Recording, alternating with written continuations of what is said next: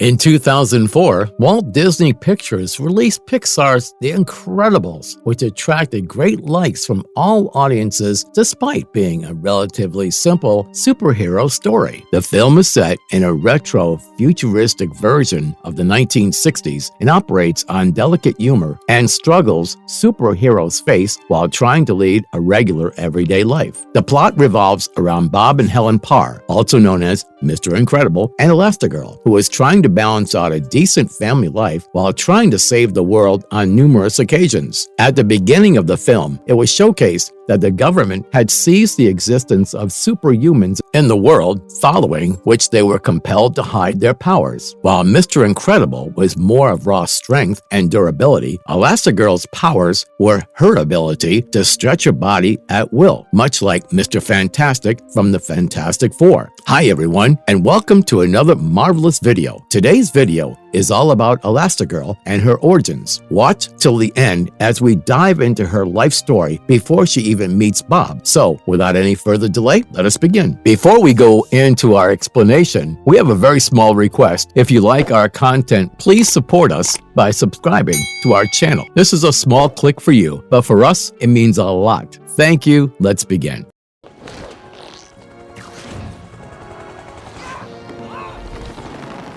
Elastigirl, backstory explored. Helen Truax, also known as Elastigirl, had a significant superhero career even before she married Bob. In her younger days, she was recruited by Rick Dicker, a former National Supers Agency government agent who specialized in cleaning super incidents. There, she operated under the secret identity of Helen Highwater. During her prime, Elastigirl had long reddish hair and a slim, athletic figure. Her then suit was a gray leotard, one with black and white EG insignia on her chest, marking Elastigirl. She wore a scarlet headband, mask, long gloves, and thigh-high boots. Helen was a rebel and adamant about breaking into the man's world, which was all about male superheroes. She even had no plans for marriage. Her belief that marriage would ruin her persona finally came to an end after meeting Bob, also known as Mr. Incredible. The two encountered each other while stopping a robbery and immediately fell in love. Helen and Bob that same night, and Helen took Bob's last name, Parr. Helen's take on life changed, and she evolved into an efficient wife and mother of 3 children. However, the entire stature of superheroes took a paradigm shift as they were eventually considered outlaws. Following a series of lawsuits filed against superheroes, Helen and Bob and the rest were forced into retirement and hiding. Helen, as a homemaker, tried her best to unify her family and ensure she lived a normal life. She was the more authoritative one in the family and made sure their children, who were also gifted with superhuman abilities, maintained their hidden identity. Unlike her, Bob struggled a lot living a normal life as he could adjust to it. One day, while at his job at InsureCare, he lost his temper with his boss and threw him hard through several walls, which eventually led to his termination. Bob slowly indulged in getting back into the crime fighting with his superhero friend, Lucius Best, also known as Frozone. He was lured by Mirage to Syndrome's private island with a task of disabling a formidable weapon known as the Omnidroid. Bob began liking his new job and began working on multiple assignments at the island. Helen was kept in complete darkness. She neither knew about Bob losing his job nor his working as a superhero. Bob eventually began growing satisfied, and his happy mood at home made Helen suspicious. She found him talking to Mirage and believed Bob was having an extramarital affair. During one of Bob's trips to Syndrome Island, Helen, back at home, finds a new patch on Bob's old super suit. She next contacted Edna, who was always behind in making the best superhero outfits, and learned about her assistance to Bob. Helen was enraged at Edna, but thanks to her implanted homing device placed on the suit, they immediately located Bob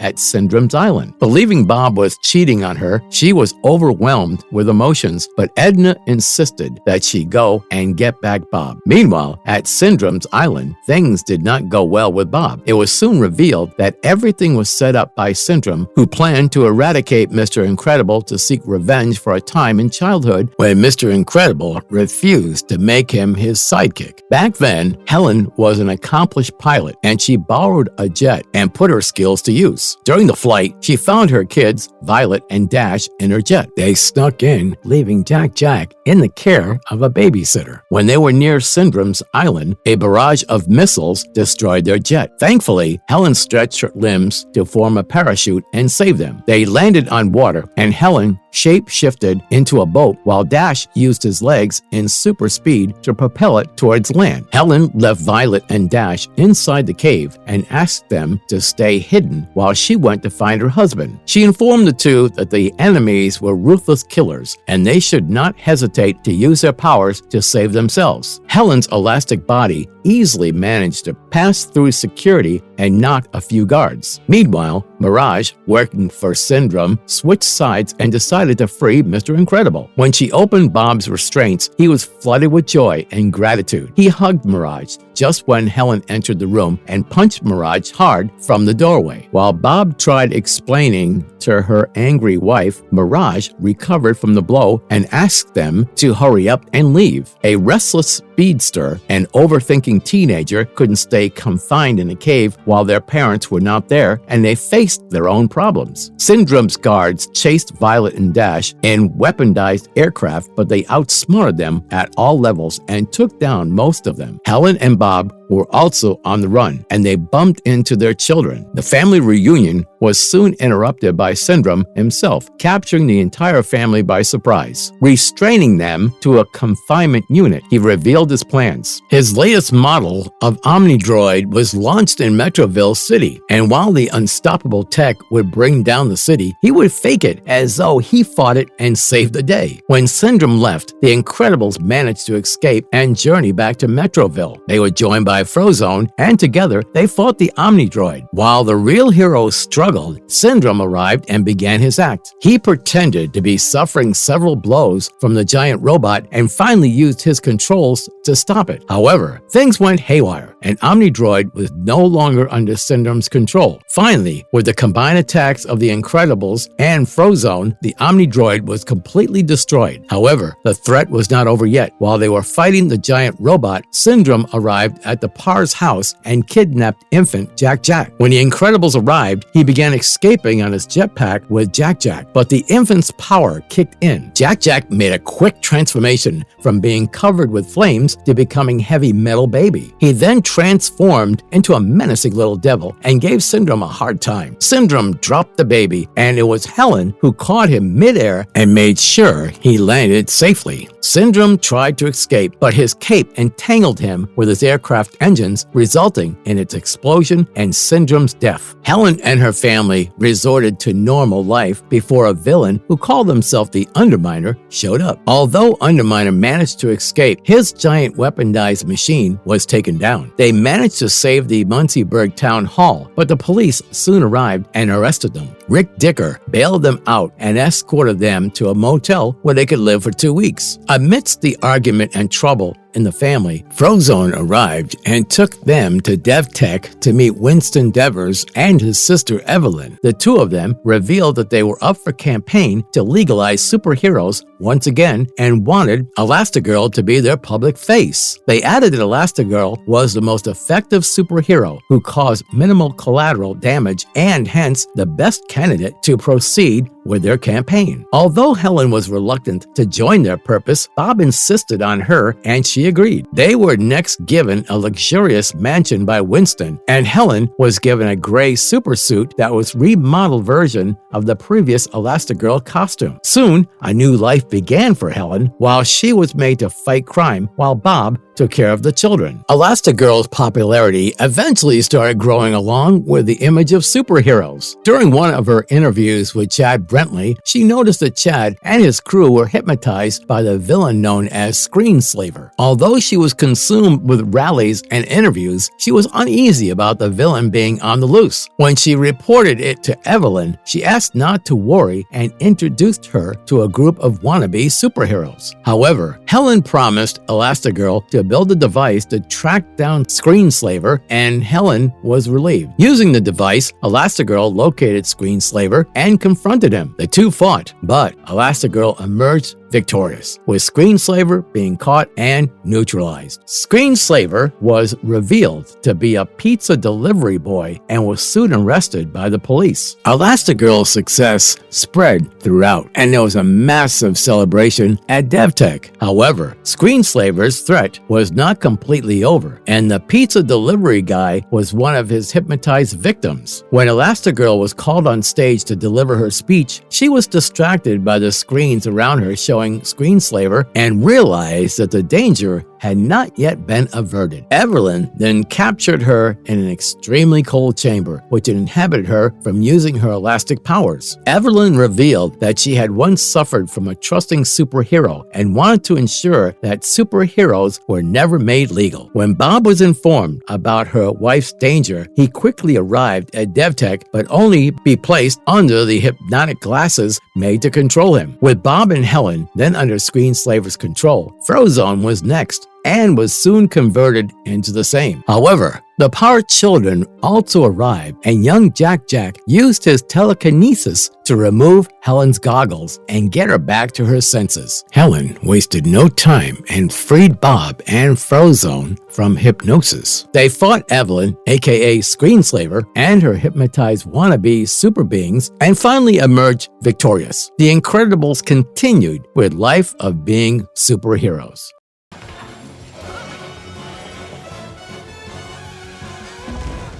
Marvelous verdict. So we have finally come to the end of our video, and we hope you have liked our content. The Incredibles, with their simple storyline, has received positive reviews from everyone. It mainly goes for how the real-life struggles were showcased beautifully and a tinge of good humor. We would like to have a third-party part that could showcase more of Elastigirl and her adventures, as she was stated to be one of the best superheroes. It beautifully shows how Helen's dream of breaking into the world of male superheroes and emerging victorious was fulfilled in the second installment. With that, we'll be ending today's video, and stay tuned for the next marvelous video. And if you liked our content, don't forget to leave a like and subscribe to us if you haven't already. Have a good one and be safe. Thanks, everyone.